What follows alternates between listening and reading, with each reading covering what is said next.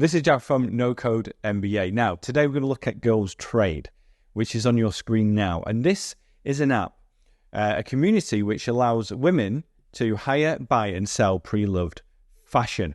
Now, the story how this got started is an interesting one. And we're also going to look at the different tools that Angus used to build this app.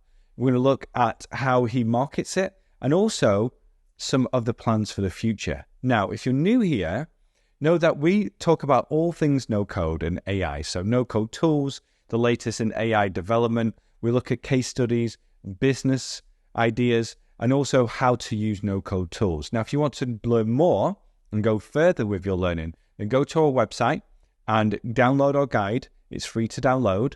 And then also check out our premium courses. But back to Girls Trade and back to our website, because this is an interview that we did with Angus, who started Girls Trade.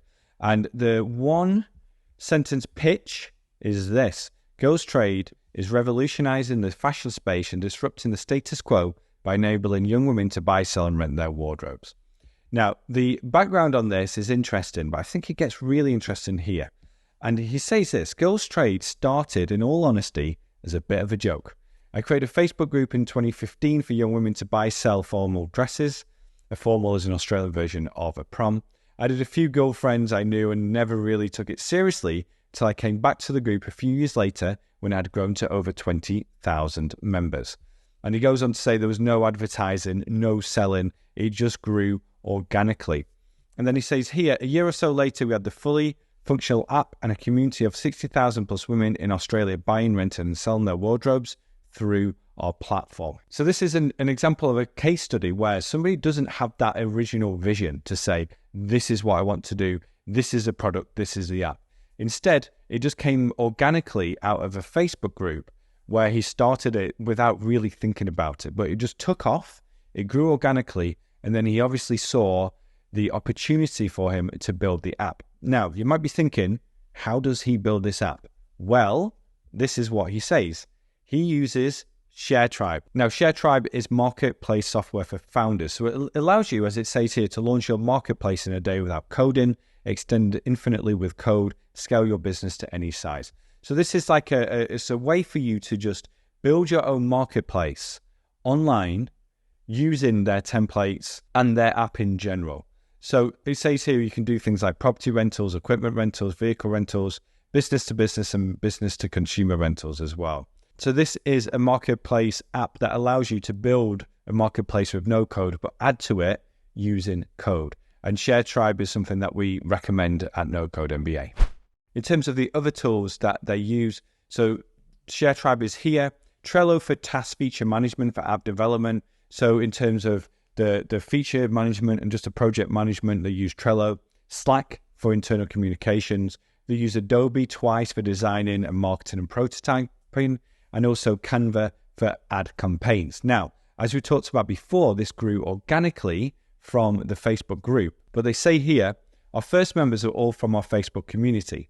Within the first few hours of launch, we had 1,000 members joining, which was so exciting for us. And that is, like, when you just launch and after a few hours, you have 1,000 people join and download your app, it's incredible. But we knew this would inevitably dry up, so we concentrated on social media advertisements, events, and fashion influencers. And this one's quite an interesting one, fashion influencers.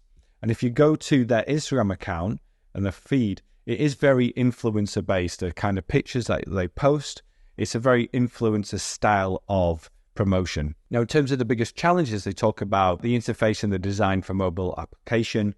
And this is interesting here. No one in our team were professionals in this area, but we decided to do it ourselves due to the fact we knew our members better than anyone else. We wanted to create a frictionless changeover from our Facebook group to our app.